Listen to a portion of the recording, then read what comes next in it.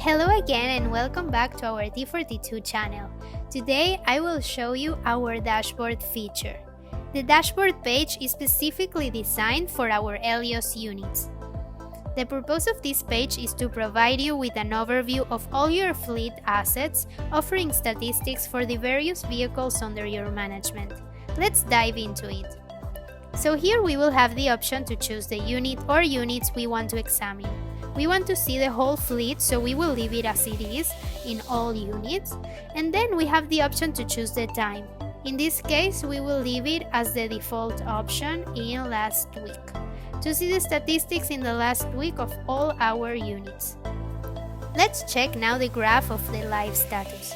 This means that we can see the units now and what are their status. Here you see the graph showing you the key on in color blue and key off in red. Specifically, this graph will be changing constantly each minute because the cars are moving or changing its status.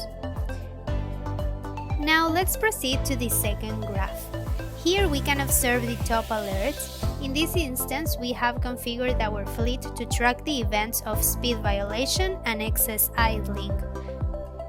We can see here that we have a lot of speed violation, and also we have this number of excess idling. That means that the car was on, the key was on, but it was not moving. Moving on to our next graph, we can see the working hours of our vehicles, how many times they were active, idling and stopping. Here we can see that our units were active 35 hours and 45 minutes. We can see the idling during the last week, that was 15 hours, and the stopping, we can see that it is a big number and it is logical because it counts every time we do a ride. Let's say we go to work and then we park, and then we finish work and we return home. So it counts as one stop when we get to work and one stop when we get home. Then we can see that our units were active 6% of the time, as we can see in the graph, is just a little bit.